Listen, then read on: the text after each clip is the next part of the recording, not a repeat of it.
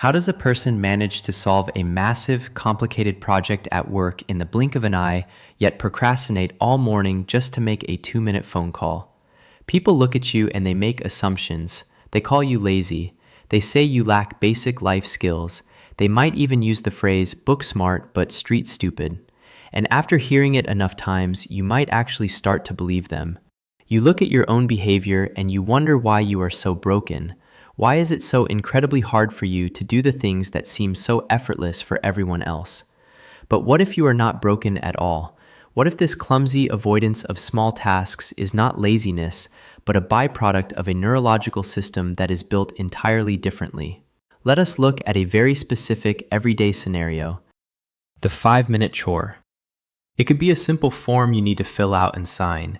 It could be an email that just requires you to reply, "Received, thank you." Or it could be a package you need to drop off at the post office down the street. It takes exactly 5 minutes to complete, yet it has been sitting on your desk or buried in your inbox for 3 whole weeks.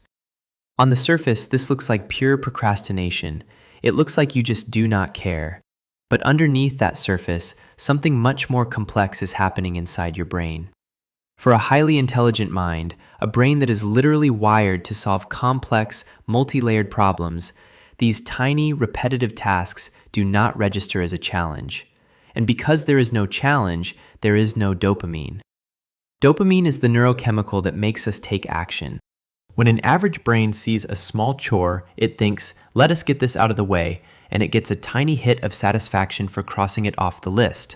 But your brain looks at the 5-minute chore and feels absolutely nothing. It refuses to allocate energy to something so mundane. This creates a very real psychological state known as task paralysis. You are sitting there staring at the paper or the screen.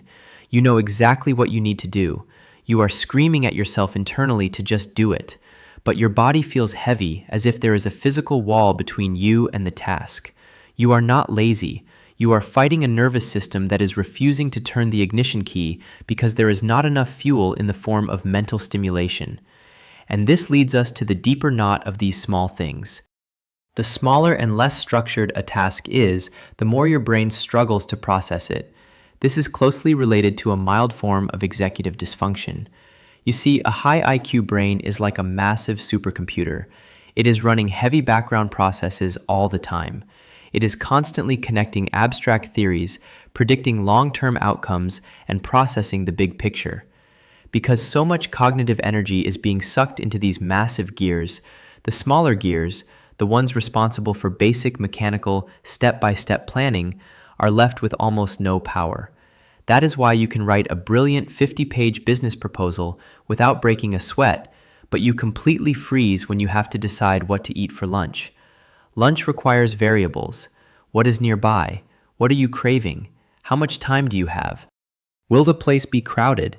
Your brain tries to optimize every single variable over analyzing a simple sandwich until your nervous system is completely overwhelmed. So you just skip lunch, or you eat the exact same thing you ate yesterday. It is not that you are indecisive. It is that your brain treats every decision, no matter how small, as a massive data equation. You start to feel ashamed of this. You watch your friends or coworkers breeze through their daily errands. They pay their bills on time. They return phone calls immediately. They schedule their dentist appointments without a second thought. And you wonder why your life feels like a constant backlog of unfinished tiny tasks. You start calling yourself disorganized.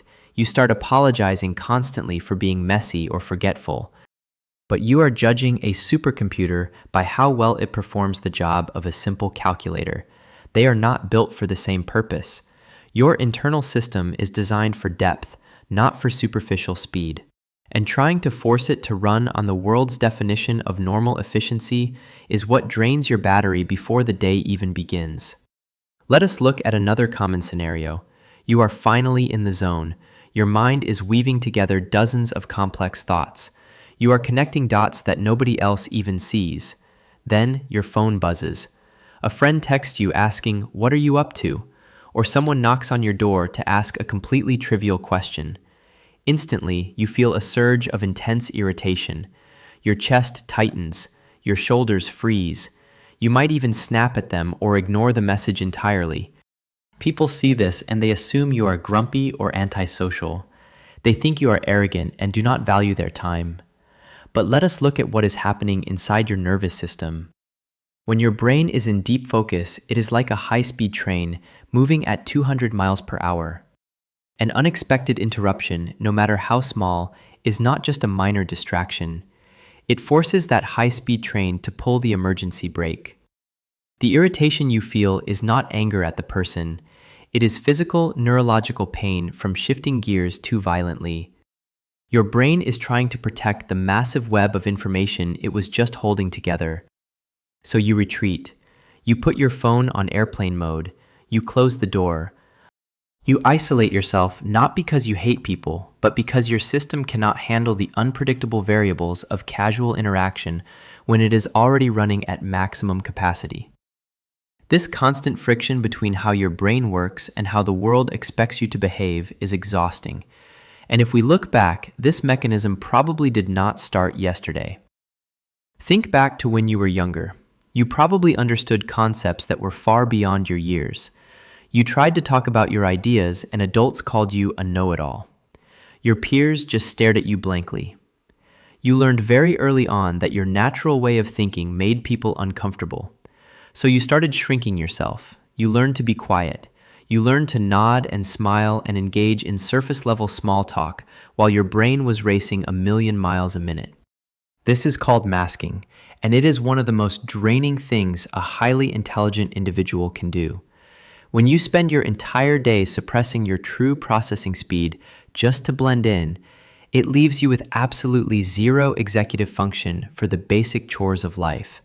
The unreturned phone calls, the messy desk, the unopened emails, the 5-minute chores that pile up for months. These are not signs of a disorganized life. They are the collateral damage of a nervous system that is exhausted from playing a role it was never meant to play. But what if you stopped calling yourself broken? What if the inability to answer a simple text message is not a character flaw? What if it is just a sign that your cognitive battery is completely drained from holding the weight of the big picture all day? You are allowed to be excellent at the complex and a little clumsy at the simple.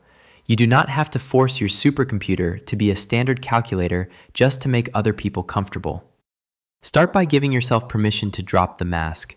It is okay if it takes you 3 weeks to return that package. It is okay if you need to eat the exact same meal every day to avoid decision fatigue. You are not lazy, you are protecting your energy, and you do not need to apologize for how your mind is built to survive. Before you go, I want to ask you a question. What is that one incredibly small task that you always seem to put off for days or even weeks? Tell me in the comments.